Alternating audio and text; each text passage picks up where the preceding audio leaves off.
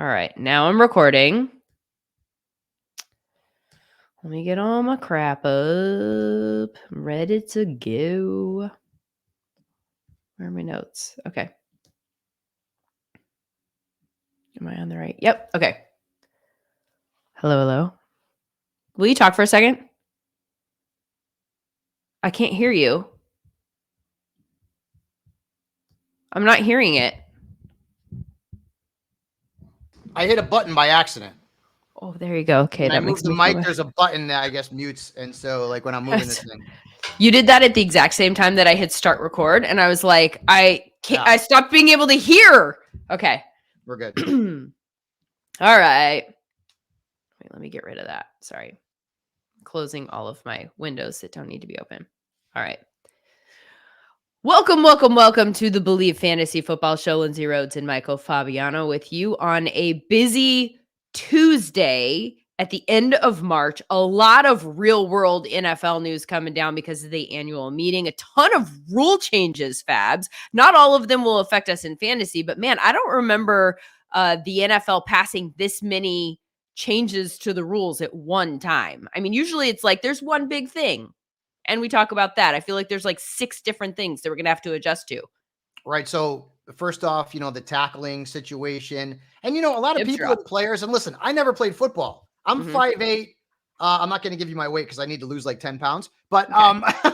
I didn't play football. But a lot of like former players are like, this sucks, and some current players are throwing stuff out there on Twitter. Like for me, I always thought that tackle, Lindsay, was a dirty tackle because you're dragging a guy and then putting all your weight on his legs. Like there's a really good chance that somebody gets hurt. So anyways, again, I never played football. So I don't know for sure, but to me, that's a nothing burger. And from a fantasy perspective, we want points. So good. They can't do that. Maybe that'll result in some more points. But the other one is Wait. For the hip drop tackle, before we move on to the kickoffs, and that's the biggest one, right? From a fantasy standpoint, potentially, because of the kickoff yards. But the hip drop tackle, I do want to pass along. I heard Les Snead talking about this, and he made a point of, first of all, it sounds like a lot of coaches and general managers that we are hearing from think that this is a good adjustment to the game. So just like taking the helmet out of football, he thinks that people will adjust quickly. The fact that they're able to fine players for violations of this rule, he thinks that will expedite people just having to figure it out and learn how to tackle them in a different way. And I understand why players or, defensive players are maybe frustrated, and JJ Watt putting out the thing they're alluding to, like it's becoming flag football on Twitter. I get it, but this is going to be a 15-yard penalty for hip drop tackles. And then the players can also be fined by the league. And there's evidence, according to the NFL, that those types of tackles result in 20 to 25 times more injuries than other tackles. So they're trying to get that out of the game. And one of the things that Les Snead said that I thought was interesting was they made a big point that they don't want to be throwing flags. Like, we don't want a flag fest on the football field. They just want to throw a flag on the most egregious, clear, and obvious examples. So they're not like trying to of course, Fabs, sometimes, that creates an issue in terms of going back on replay. And when you can slow it down, like what's clear and obvious on replay is different than what's clear and obvious real time. And so, there might be like a semantics thing that pops up moving forward. Like, well, it was a hip drop tackle. Okay, but that's not what they're looking for. They're looking for the most egregious examples to get them out of the game. So yeah, I think I'm with you. But to the kickoff rule change, which is I think where you were going next, I think that this could be big. Do you want to explain it, or do you want me to explain it and then get the fantasy fallout analysis? So basically, it's is it an XFL or USFL? I think it's a USFL thing. XFL. It's another example of the NFL utilizing someone else's idea, like they did it with the XFL with the camera that goes across the top of the field. So basically, in the football that we've known, when a team lines up to kick the ball off, all 11 players are on the line of scrimmage where the kicker is going to kick from. Now, the kicker will be alone, and the other 10 players will be, I believe, is it at the 30-yard line, Lindsay? 40. So 40. You're gonna put the entire thing is happening on one side of the field. Right. Yes. Right. Like So, everyone, the kick is going to happen. And Mhm. then you're going to have, once the ball is caught, it's not when it's kicked, it's when it's caught. So when the player catches the ball, at that point, both sides can start to block and move forward, trying to tackle the runner. Nobody can move except for the kicker or the returner until the ball lands on the ground or is caught by the returner. Right. The point of this, just to get to the nuts and bolts, right? Because we don't need to get into the whole, it comes out to the 35, it comes out to the 40, it comes out to the 20. People will figure that out. The basic thing of this is because there are so many different variations to a rule change like this that I think are making a lot of fans feel just sort of overwhelmed. Like, leave it the way it is. Like, I don't want to learn a new thing. Ultimately, this is, I think, and I don't know if you agree, going to be good for fans, for the enjoyment factor of watching a football game. Because in the last few years, with the changes to the kickoff rules, what that's led to is tons of touchbacks. The return rate was 22%. So why they're changing this rule is to safely find a way to get kickoffs back in the game, the returns. You're going to see returns now. There is no incentive for a returner to fair catch. And in fact, they can't do a fair catch, right? Like there isn't, there's no incentive for them to down it because they effectively will lose yards if they do. So we're going to see returns. There is a landing zone where the returner will set up, and that's between the goal line and the 20. And they're the only person allowed to be in that zone. And that's where you're returning it from. And then there are, again, stuff that we won't get into. Like if it goes into the end zone, if the kick doesn't make it to the 20, like then you get the ball. Then there's a touchback and you get it at various points. But effectively, you're going to see a returner. They're not going to wave it off. They're not going to take a knee. If it comes to where they are in the landing zone, they will be returning that kick. And I think that that's going to be very interesting for us in terms of more kick returns, right? See, I need to go back and do some research on this because kickers are not moving back. So the kickers are kicking the ball from the same spot. And a lot of these kickers have super strong legs and they nail it into the end zone or through the end zone on occasion. Yeah, they will be disincentivized to do that because it will automatically give the return team better field position. They're going to have to figure out a way to kick it off to the kick returner within the 20 to the goal line. That's where they're going to try to make all of their kicks land. Because if it goes outside the back of the end zone, goes into the out the back of the end zone, it's an automatic touchback to the 35. So why would you do that, right? Like you do not want to do that. Again, that's part of the change in that, the kickers are not moving back, but now the kickers have to adjust the way they kick in order to, as you said, land the ball in that landing zone. James Larson over at PFN had a tweet that was pretty interesting. From 2018 to 2020, the NFL's average starting field position was at the 25.8 yard line. And the USFL in 2023, average starting field position, nearly the 38 yard line. So that's 13 yards less that an offense is going to have to eat up to get into the end zone or into the red zone next season. So like any scoring additions from a fantasy perspective are positive. And this also could make, and I run these leagues like, and Lindsay knows this, where you get points for return yards and return touchdowns. And so you can add that into your fantasy football scoring if you like. It's 1 point for every 25 return yards. So it's not going to make a massive impact, but it certainly could. In some instances where regular players like Antonio Brown used to be an elite wide receiver who also returned punts, that could make an impact. But I think that's on the lower end of things. I mean, ultimately, this is good for fantasy. Anything that's good for scoring and additional points in games is going to be good from a fantasy perspective. But it is interesting. It's going to be interesting to see, Lindsay. I mean, I've been watching football for 42 years, and typically it's not been the USFL or the XFL or anything else. And so it is going to take a little bit of time to get used to this new formation.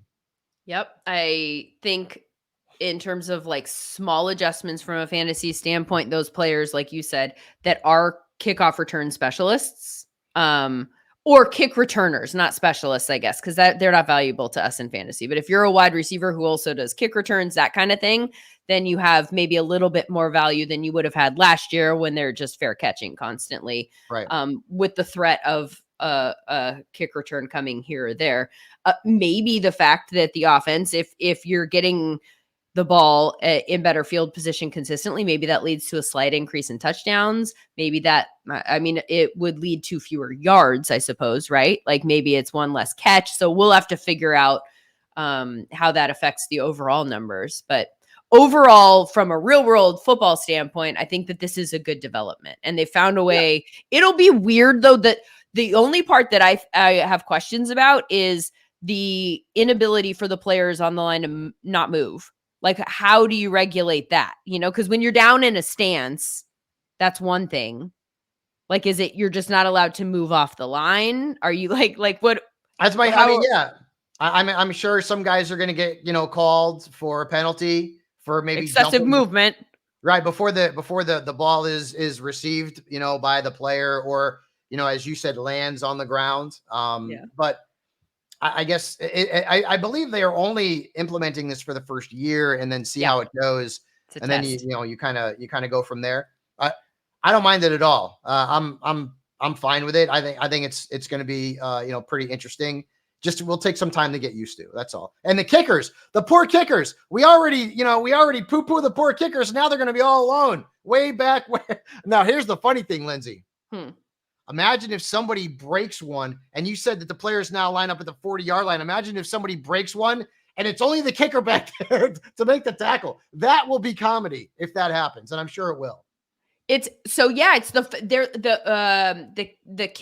kicking team. All of those players will line up at the 40, and on the same side of the field as the other one, right? Like where the kick returner is, everything. Everybody else but the kicker is on one side of the field. And so you've got them at the 40, and then you have the other team's blockers at the 35. You're only 5 yards apart. So it's going to look incredibly different just visually. But that is to decrease the amount of you're already running at full speed when you make contact with each other. It's going to be very different, but I think in a good way. Sometimes these changes are like, ugh. I think that this one feels a little bit like that just because there's so many different rules. You can look at a list of one of these tweets and be like, what are we doing? This is too much. But I think when it's actually in practice, people are going to like this. Part of the fallout here too, you can't do a surprise onside kick. That's effectively out of the game. If you do an onside kick, you have to declare it. So you won't get Peyton in the Super Bowl kind of thing. Not going to happen. At least not next season. Yep. It'll be a fun twist too, in terms of these teams don't know what this means strategically, what it means for roster eval. One of the things that Les Snead was saying is maybe, we've never done this before. Maybe there's a body type that you need for this type of kickoff at the end of your roster that they don't even know that they need them yet. And so you're going to have to see this in practice, maybe talk to some people from the XFL, but I think that'll be a fun little twist. There are a few more changes here. I'll just rattle them off really quickly. The biggest ones that I don't think affect anything in fantasy. The emergency quarterback can now be elevated and relegated to the practice squad an unlimited number of times. Of course, there's still a risk of them being poached from the practice squad because they're not protected. So that's the incentive for them to not just constantly do that to somebody that they actually value. They changed the trade deadline. That's interesting for us, Fabs. Into November. It's now after week 9. It was after week 8. There were some teams that wanted it after week 10. So they kind of split the difference. It'll be after week 9 this year. Coaches can now make a third replay challenge if either of their first 2 were successful. It used to be that you had to get both right in order to get a third one.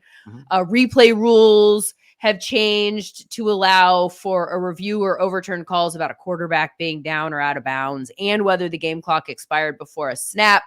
And they're going to have Christmas games this year, Fabs. That might be good for fans, might be bad for content creators like us because it's another day. There will be football. We have no holidays. That we can spend time with our families. It is what it is. Thanksgiving, Christmas. Lindsay and I have been doing this a long time. I guess it's part of the gig. I hope there's not a ton of games on Christmas Day. Two. There will be 2. The NBA must be pissed. I mean, this is their holiday. And it's not like Not it's anymore. one thing if Christmas falls on a Sunday and you're like, sorry, this is when we do our games. That's what it is. They are completely shifting the schedule to make it be possible for there to be games on Christmas. 2 games on Christmas because Christmas is a Wednesday this year. So here we go with the Wednesday and Thursday and Saturday and Sunday and Monday. So a Wednesday. So Christmas is on a Wednesday. So the teams that play on that game either have to have been on a bye or play like the previous Thursday. Like, what's the deal? Saturday.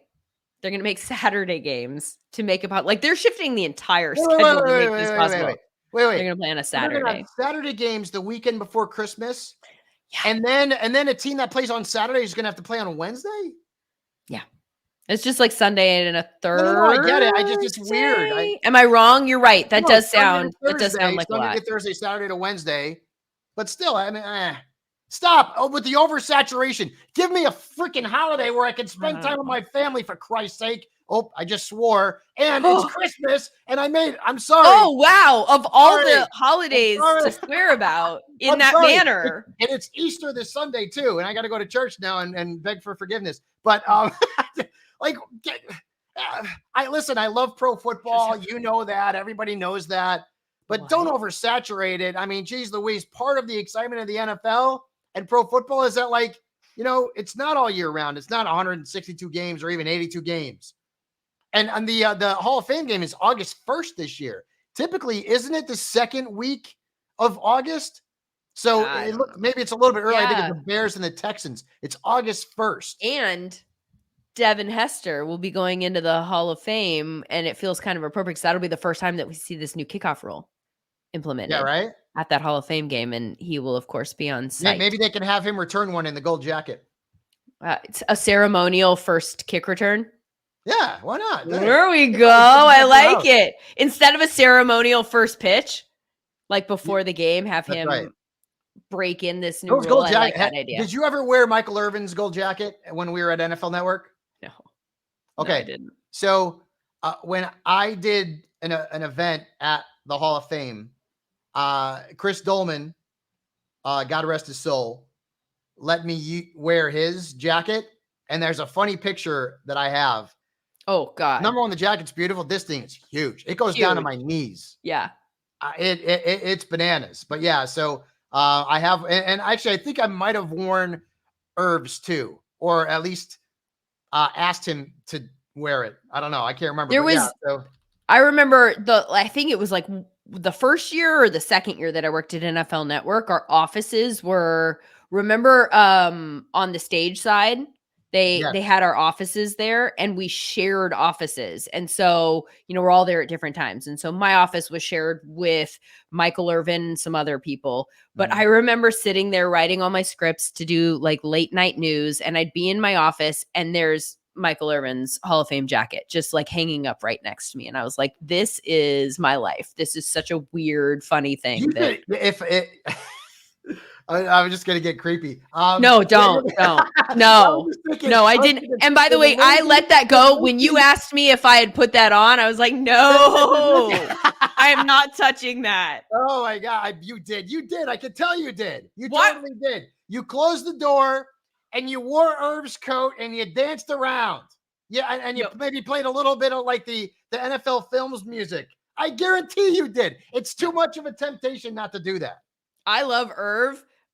I don't know where that jacket has been and what that jacket has done. And I do not want to touch that jacket. You might have a point there. I'm not going to get into anything else beyond that. You're like, and I'm going to let you live with that. So we did a mock draft.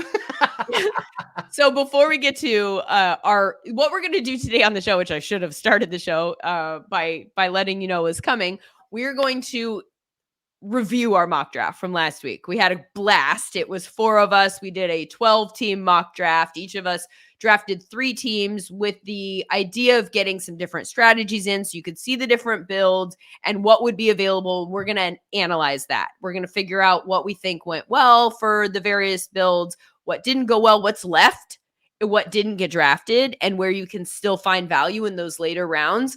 And so we're going to break down all of that. First, though, Fabs, the tournament is here. I know. I don't know how your brackets are doing. Your Tar Heels?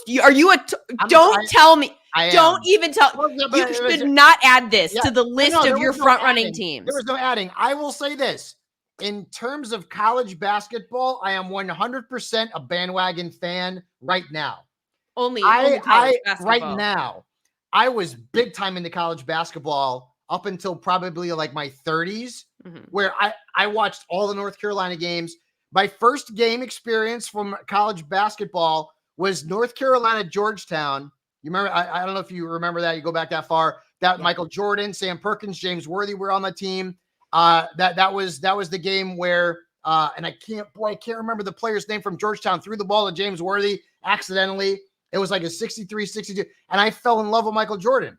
I love Michael Jordan, and I loved Sam Perkins and James Worthy. I'm like, oh man, this is awesome. I'm going to be a Tar Heels fan. So I used to watch North Carolina, ACC, all that kind of stuff all the time, like almost as much as I did with like the Yankees and the Cowboys, and at that point the Lakers. But now, like, I'll like pay attention to what Carolina does like in the regular season, and then now in the tournament, and the ACC tournament, whatever. Like they got beat by NC State, I think. I could be wrong, but now I'll watch it. But no, in terms of like college basketball, I've been a Tar Heel fan forever. But I am not as diehard a fan as I was. I will 100% admit that, and I will take enjoyment if North Carolina wins the national championship. They almost won it. They almost won it. What last year was it? Was it UConn and San Diego State? But I will not come in and say I am a diehard. I'm not. I used to be. I'm not anymore.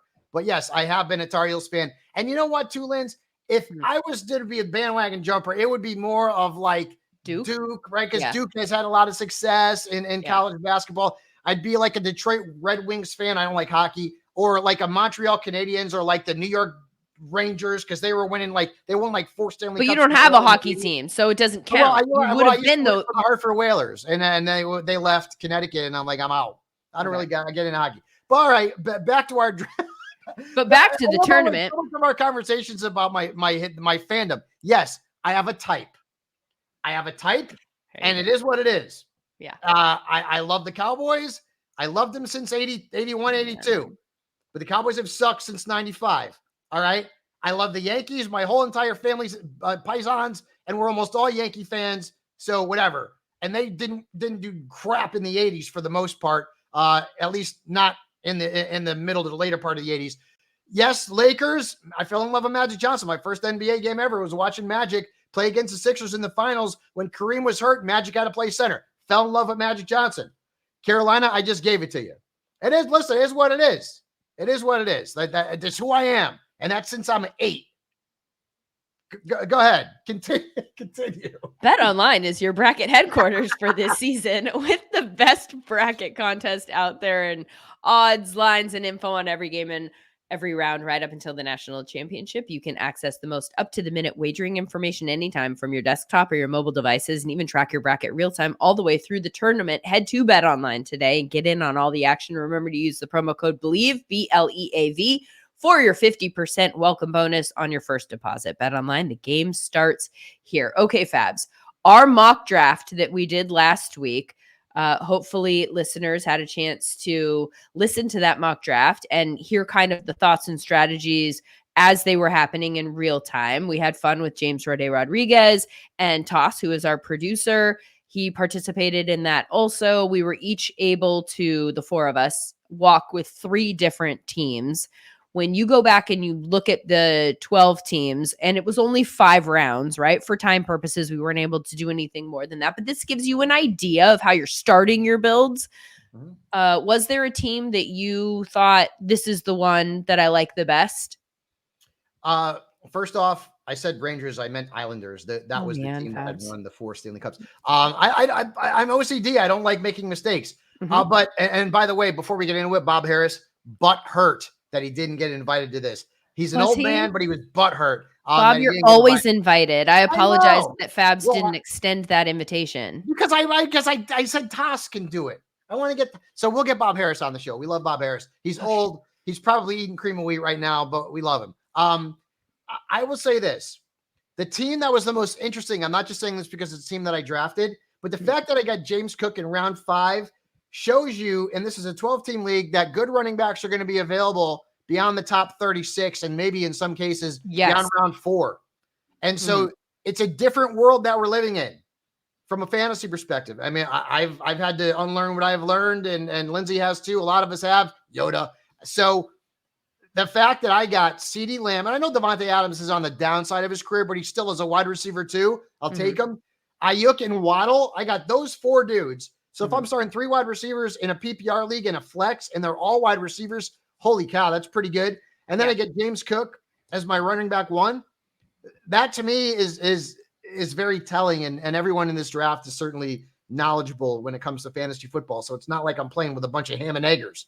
And the fact, listen, and there were some other good. DeAndre Swift, I mean, he was a top 20 running back last year, 5th round. David Montgomery, I mean, for at least half of the season, he was better than Jahmyr Gibbs, 5th round. I think that Ken Walker, really good young back, 5th round.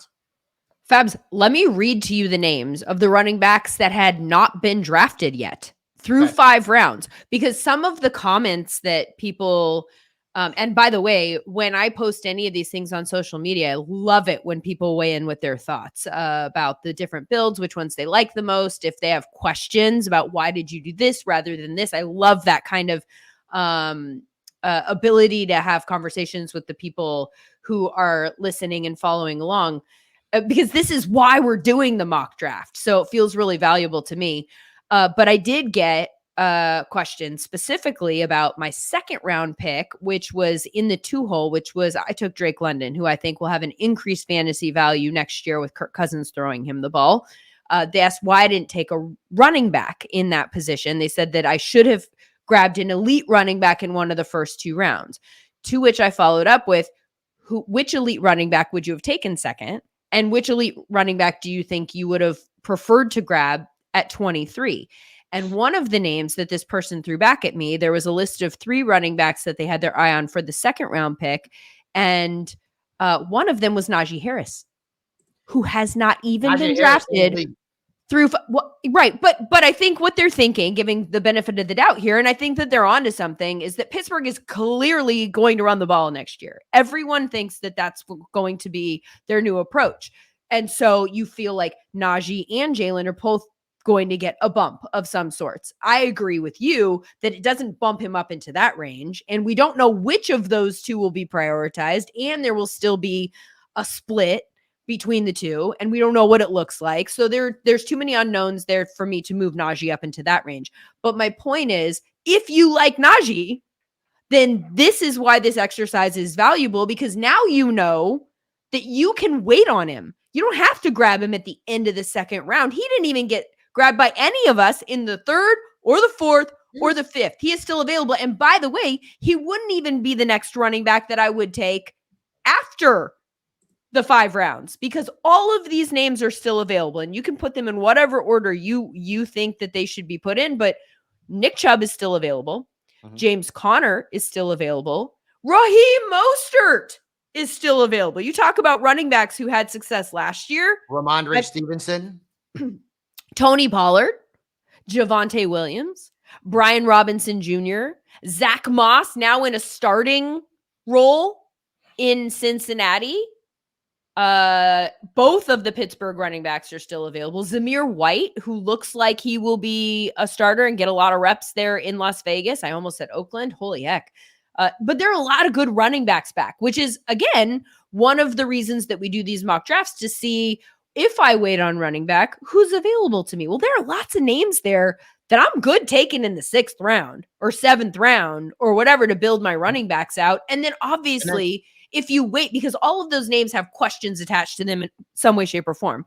But we know they're not going to completely fall flat on their face, right? Like, they're not going to be non-factors in fantasy. So if you take them in that range, then you're getting them for value. And then you know you need to add more running backs later on in case it doesn't pan out. It's not like just grab 2 running backs and then you're done. Obviously, if you're taking them there, there's a reason they're falling there.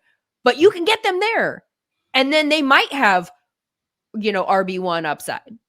I would also remind people too, running back position is not done because we've got a draft coming up in like a month. Yeah. And whoever the Cowboys draft at running back, he's going to go ahead again of Najee Harris too. And he's going to go ahead probably of David Montgomery, potentially DeAndre Swift.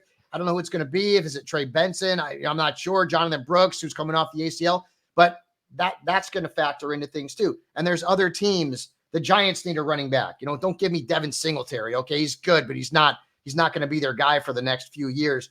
There's teams that need help in the backfield.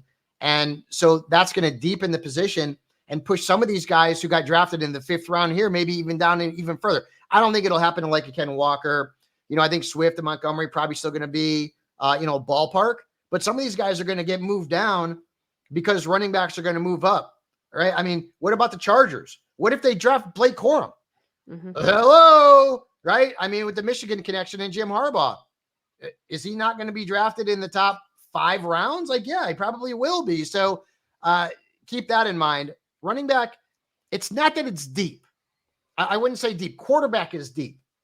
Yeah, running back is now a position that in the real football world and in the fantasy world are devalued. Yep. Right. Which I never thought I'd say that and I'd see the day, but that's what it's devalued. So because your fellow teams are eating up the wide receivers and in some cases, some of the, the higher tiered tight ends, well, the running backs are just falling down. And that's why you've got Najee Harris not drafted in the first 5 rounds of this mock draft. And several others, Ramondre Stevenson, Lindsay mentioned a whole bunch of them, but that's the fantasy world that we live in right now. Antonio Gibson. Listen, I hated zero RB. Hated it. I even posted it on Twitter. I hated it. This was years ago. I'm like, you ain't winning with this kind of strategy, but guess what? Now I'm doing it. Yep. Because you've got to, you kind of keep up with the Joneses, right? There's going to be scenarios where like 2 of my first 4 picks will be running backs, depending on how the build and the draft shakes out. But in one of my teams, I didn't draft a running back till the 5th round because that's the way that things are these days. Wide receivers are so much more valuable, especially with more people playing in PPR leagues, half point, full point, whatever the case may be. This is the world that we live in right now. It really is. I mean, and there's going to be better players at running back available later and later and later, to the point where I wouldn't be surprised if there were some drafts out there where I had 3 wide receivers, a high-end tight end, and maybe even a 4th wide receiver as a flex before I even looked at a running back. And that's where we're at right now. And Lindsay and I, we complained like all season, God, because of my draft strategy, my number 2 running back's driving me nuts. I never know what to do. But in a lot of those cases, I still ended up getting to the playoffs and winning championships because my wide receivers carried me. I mean, looking at the names of people that finished near the top last year, several of them were not predictable. All of the points that you just made about the running back position being devalued leads to the running back position in fantasy. We need to pay attention to opportunity more than we've ever, and I'm not talking about the bell cow opportunity, like the number of carries, but just opportunity to get in the game, right? Like if you are in a committee, then we need to analyze what that means. If you are not a big name or we don't think you're particularly talented, look what Zach Moss did last year.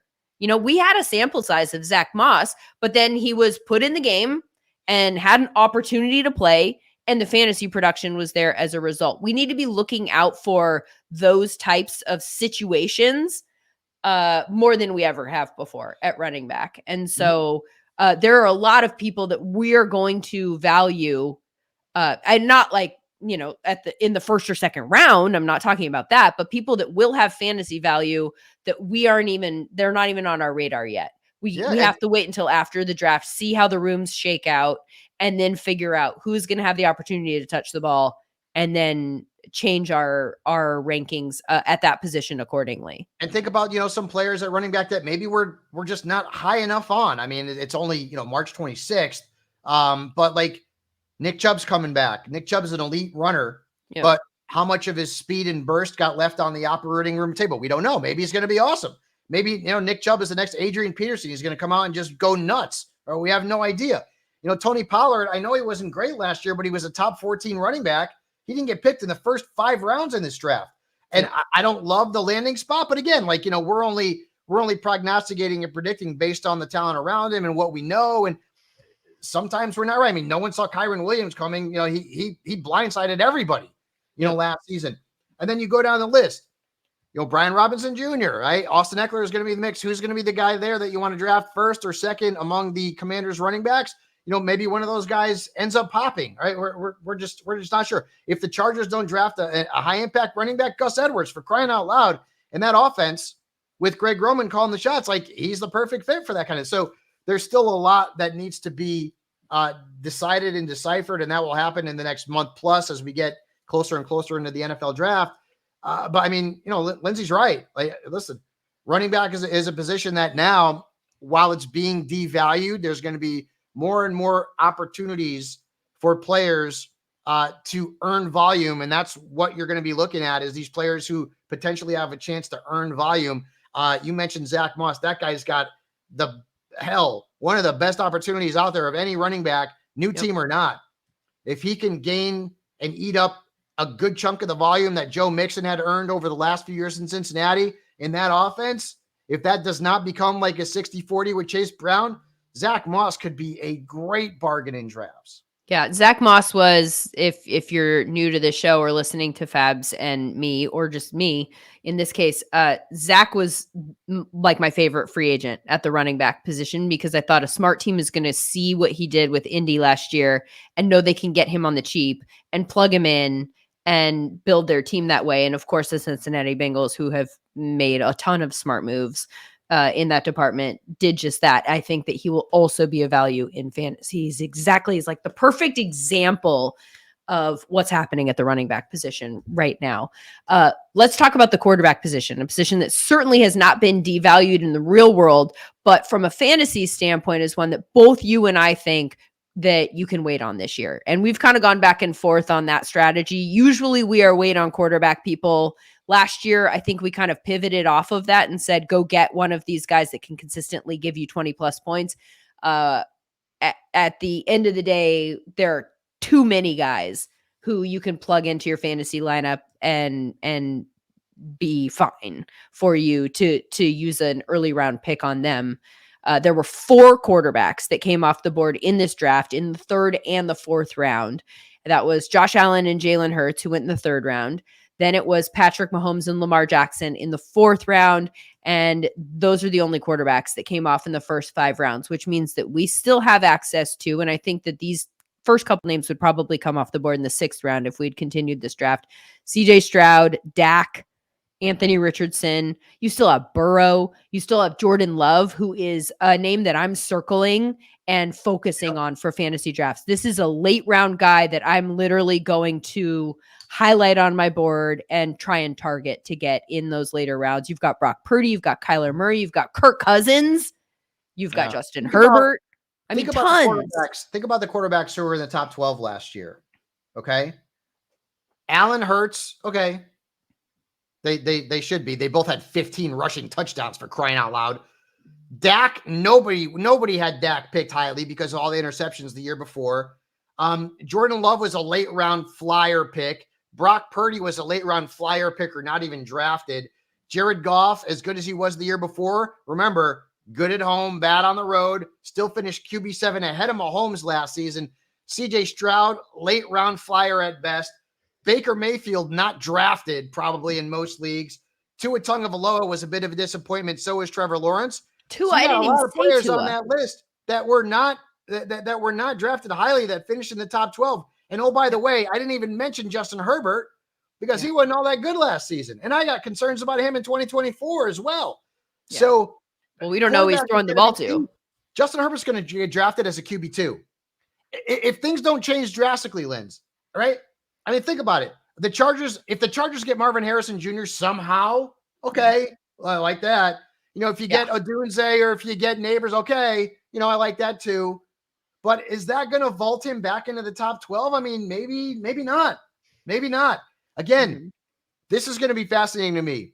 Justin Herbert is not the prototypical quarterback that Greg Roman has worked with in the past. Kaepernick, Lamar, Tyrod, like guys who can run. Not that Justin's an immobile quarterback, because he's not, but he's not a guy that you're going to be, calling a bunch of RPOs on. He's not a guy who's going to get a lot of design runs. He wants to throw the ball. He's got that big arm, and Harbaugh and Roman are going to have to at least certainly acquiesce and change the way they maybe do things on the offensive side to fit what Herbert's skill set is. But right now, Justin Herbert does not even have one wide receiver or a tight end that I feel super confident about. No, not one. Not Not Quentin Johnson, not Josh Palmer, nobody. Not one. Agreed. And they got to change that. Agreed. I'm assuming that they will in the draft, but I think that he'll be an interesting one come fantasy draft team time. He might be like the JJ McCarthy of our fantasy drafts in the sense that like it just depends on who values him or who sees the offense in what way, right? Like as to where he goes, because he has the potential to throw the ball all over the yard and have success. So it'll come down to the read of the team, assuming that they put a good wide receiver with him through the draft, which I'm assuming that they will. But then it'll be, do you think that they're going to prioritize the run in 2024 because it's Harbaugh and it's Roman and it's that style of offense? Or do you think that because it's Justin Herbert, you might be able to grab some value on him and feel comfortable with that because he'll be a little bit more protected in the offense than he's been in years past? I don't know. He'll be an interesting one, I think, in fantasy drafts to see where he goes. With regard to the tight end position, we'll get to the wide receivers because that's the position that was drafted the most in this draft. But in terms of tight ends, that's an easier conversation because we had 5 tight ends that were drafted in the first 5 rounds. And I think that these are probably roughly where these tight ends are going to go. Fabs, what do you think? Kelsey went first. Which Yeah. I'm not going to say as a surprise because it's Kelsey. Mm-hmm. But like Laporta went right after him, like the next pick. And so that's going to be like where Laporta gets drafted or Kelsey gets drafted, the next one will be shortly drafted thereafter. And that's what you're going to see because they're so close in value. Yeah, I would have Sam Laporta probably as tight end 1 on my board, but I am not going to argue with you about Travis Kelce. If you want to take him first overall, I totally get it. So I agree with you that they're going to be, I took Sam Laporta with the next pick after Travis Kelce came off the board because I thought, now if we're cracking into tight ends, like if we're opening up that position, then and Sam Laporta is still available to me. He's not even the first tight end. I'm not starting the run, but I'm just following it. I think I felt comfortable with that. And I actually really ended up kind of liking that build. I had Jahmyr Gibbs in the first round, Devon Achane in the second round, who could be RB1 overall, potentially, right? Has the talent to do that. Will he stay healthy? Will he get the ball enough to do that? That remains to be seen, but I think that that's in the range of outcomes for him. So I like those 2 picks. And then Sam Laporta in the third. And so I didn't have a single wide receiver yet, but there are good wide receivers that you can get. I have Rashee Rice in the 4th. I have Cooper Kupp in the 5th. Cooper Kupp, I'm kind of on the fence about, right? Because he's one of those guys that like he could have wide receiver 1 upside. I mean, like Puka had such a good year last year. If Cooper was healthy, would it maybe have flipped a little bit in terms of who got the ball more frequently and who had that fantasy success? I'm not sure. Cooper's floor is certainly a lot lower than we expected it to be after what we saw last year. So I would feel like with that build, wide receiver is the position that I now need more of in the next few rounds, right? Like I don't feel as strong at that position, but I think I kind of like the way that build came together there. With regard to the other tight ends moving forward, because so the other ones that were drafted, it went Travis Kelce and Sam Laporta and toward the end of the 3rd. And then in the 4th round, Mark Andrews was the, hold on, I have to do math, 12, 11, 10, 9th pick of the 4th round. And then Trey McBride came off the board as the 2nd pick of the 5th round. And then George Kittle was the 2nd to last pick in that round. So that leaves all of the other tight ends, including Evan Ingram, Brock Bowers. Brock Bowers, depending on where he goes, is going to go somewhere in this range, maybe even. Do you think that he has a chance to go before George Kittle if he goes to the right situation? Now that we have had Sam Laporta have a ton of success in his rookie season and people are talking about Brock Bowers as being better than him, do you think if he goes to the Chargers, which doesn't have a wide receiver, I think you can make an argument that he would be at least in the same tier as George Kittle because George Kittle, you know, at the end of every year, his numbers look good, but he's so inconsistent. Like there's weeks where he just disappears, and I want more consistency. From I know it's an inconsistent position, but Kittle is a lot of all or nothing over the last couple of years. And me being a guy that likes to roll the dice on younger players, I mean, if he goes to the Bolts, hell, he may be a top 5 tight end in rankings. It all depends on landing spot. It really does. I've seen some mocks where he ends up with the Jets. Now I don't particularly love that landing spot, but I'd probably go with Kittle ahead of him in that case. But would he be a top 12 tight end if he ends up with the? I think no matter where he ends up, I mean, I can't see a team that's going to draft a tight end that already has a pretty damn good one on their roster. It would make no sense whatsoever. So he's probably going to go to a situation where he's going to be prominently featured as a rookie. So I don't see Brock Bowers being any worse than like a top 12 tight end. And my guess is that he'd probably end up being in the top 10. And if he ends up in a right situation like the Chargers, he could push into the top 5 or 6. I think because of everything you said about George Kittle, I think George Kittle is where he should be and where he will be in drafts in terms of when he comes off the board and where he ranks amongst tight ends. That said, I won't draft him. He will not be a tight end that I take because of the inconsistency and the volatility that has nothing to do with him and his talent level, but so much as the offense.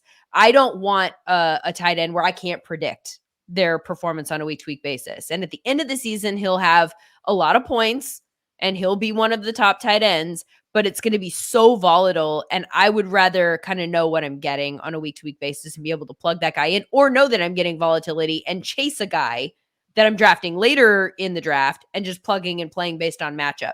So I probably won't have any George Kittle. That's my guess based on where he's going. I would rather take a different position group. You can make an argument, Lindsay, that even a Jake Ferguson should go ahead of Ferguson was more consistent.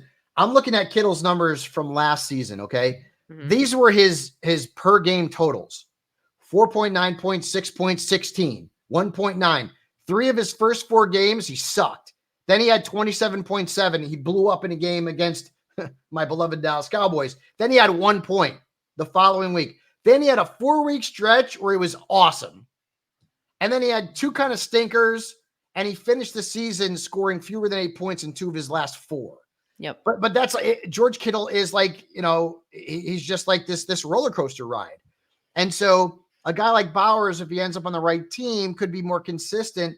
And keep in mind, this all assumes that Brandon Ayuk ain't going anywhere. Okay. Like, we've heard of those rumors, but George Kittle is the 3rd, 4th best option in that offense. Yeah. Right. I mean, even if Ayuk goes somewhere, you have to know that they're just going to bring in a different wide receiver to play that role. The offense won't change.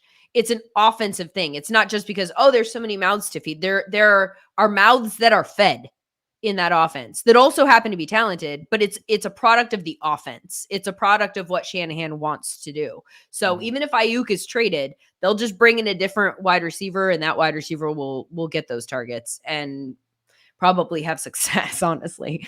I would want some exposure to whoever that person is. But that said, I took Trey McBride with the 2nd pick of the 5th round. And the reason I did is because I think that there's a handful of guys at the top at tight end that, are going to consistently be featured in their offenses. And then it falls for me in terms of either because the talent is there, but there's volatility attached to it. So I will be waiting on tight end probably if I don't get one of those top 4. And that will just depend on like whether or not I think there's value where I am in the draft as to whether or not I grab them. Think about the situations too. Okay. Evan Ingram was awesome last year. He was awesome. And maybe he's even in a better spot now because Ridley's gone and they bring in Gabe Davis, who I'm not real, keen on. But then after that, David Njoku was bad at the beginning of the year and then he went nuts. But a lot of that went nuts was with Joe Flacco and without Jerry Jeudy. So keep that in mind. Jake Ferguson, I think, is going to be underrated again. I can make an argument that Ferguson should go ahead of David Njoku and right in that Evan Ingram ballpark. But then you've got some tight ends, and we're going to get into this. I know the entire offseason, it's going to be, I'm going to be going back and forth. Like the little cartoon where you got the angel on one shoulder and the devil on the other. That's how I'm going to be with Kyle Pitts, right? Because the devil's going to tell me, this guy has been a bum for 3 years in a row. It doesn't matter. He stinks. And then the angel's going to be like, well, he's got Kirk Cousins now, so he's going to be good. You know, it's like finally going to happen. Right, exactly. But like, you know, Dalton Kincaid, what have the Bills done? They've done nothing. Like that could be good for him, though. Their whole defense, basically. I'm kidding, but a lot of those guys. And Gabe Davis is gone. They don't have a number 2 wide receiver. I mean, I don't think Curtis Samuel's a 2. I see him as more of a 3. But Kincaid could potentially have a breakout season, coming up. And then you have maybe the X factor is TJ Hawkinson. When is he coming back? Is he going to be as good? Who's going to be throwing him the football? But Hawkinson's a hell of a tight end. And, I like to wait on guys like that. And I'll be like, all right, well, I'll draft TJ Hawkinson and I'll have a guy I'll throw in there for the first month of the season if he can't come back. And when he comes back, I got one of the top tight ends in the league. I don't know the quarterback's going to be in Minnesota. It's either going to be Sam Darnold or maybe McCarthy. I have no idea. And at some point, Linz, we talk so much on the show. Like we said, blah.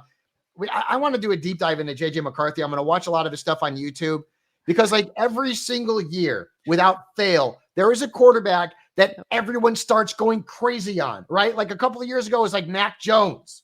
And remember there was talk at one point that he was going to go to the 49ers and they eventually drafted Trey Lance. That didn't work out. But like, I don't know why my voice went up high like that. But bottom line here is that now it's JJ McCarthy. Like this guy, like everybody knows Caleb Williams and Drake May and Jaden Daniels are all going to go. But now JJ McCarthy is the guy who's strapped to the rocket ship and his value is going through the roof right now. There were mocks after the Super Bowl where I saw him getting drafted late in the first round at best.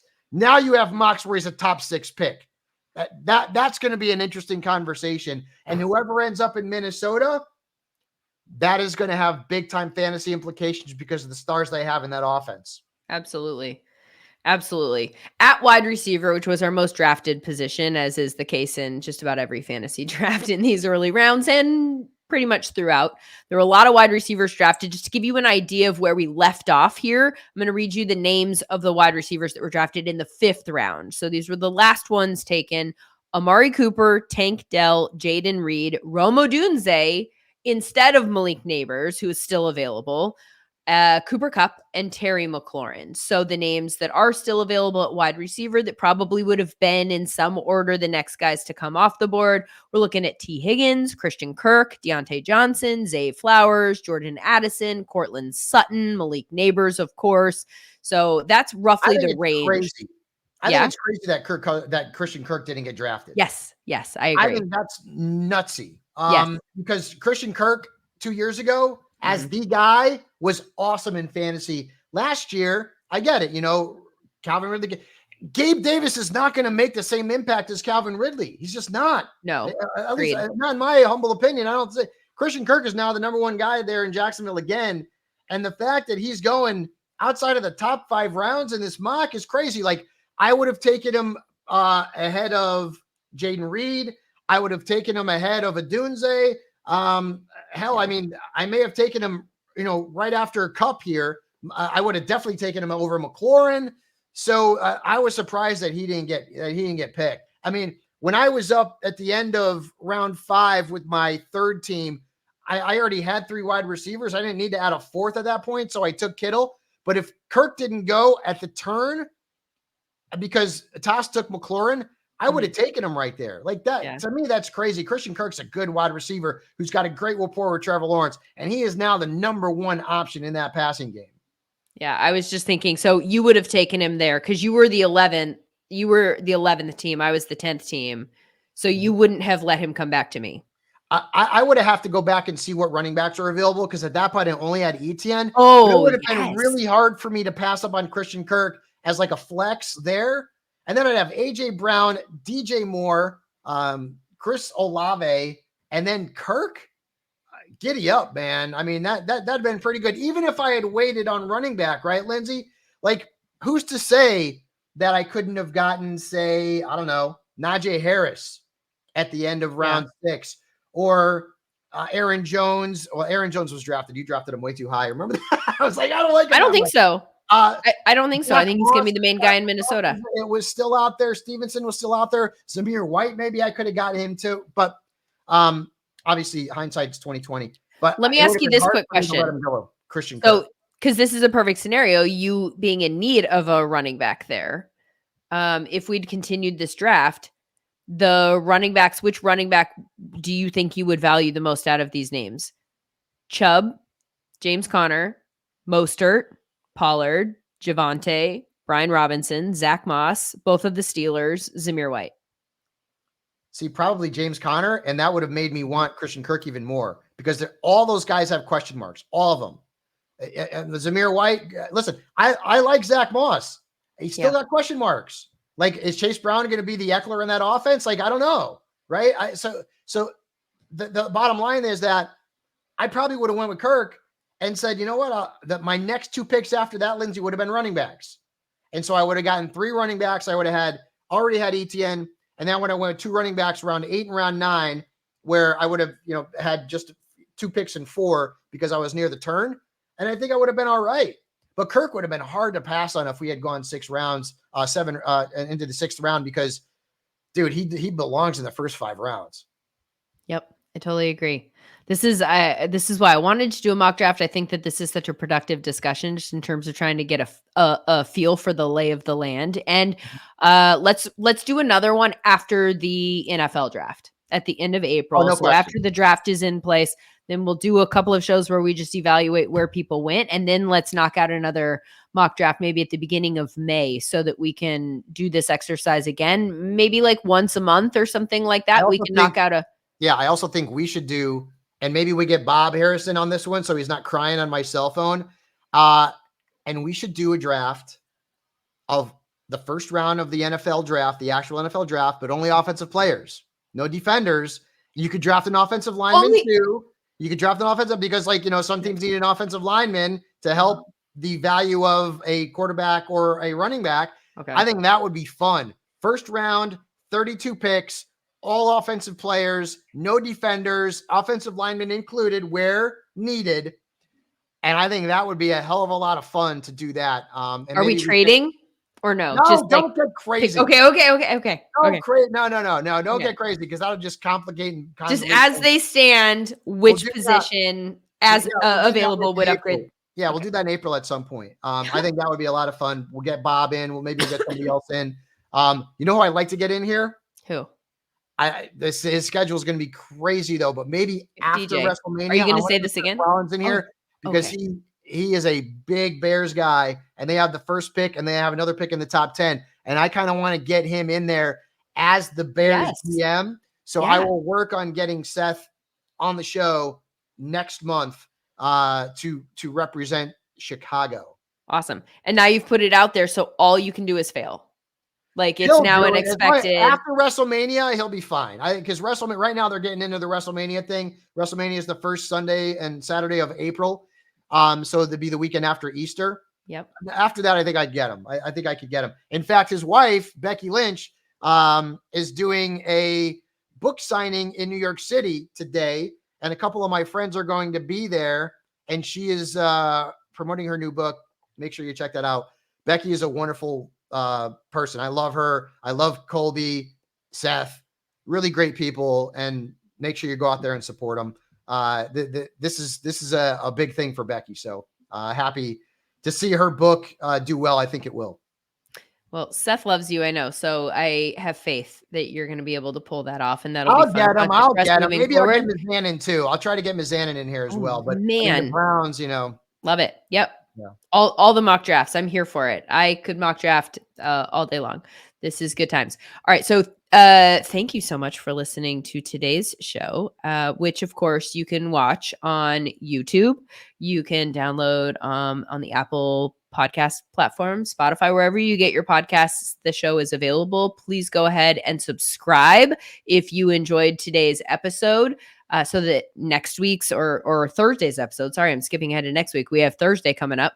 That will just automatically be in your inbox waiting for you when it is available. I've got a great idea too for that Thursday.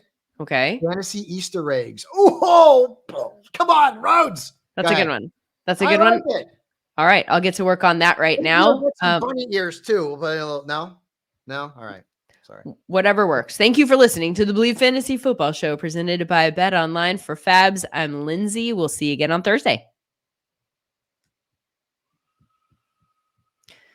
Sweet. Yeah, that would be good. Fantasy Easter eggs. I know Zach Moss will be one of yours.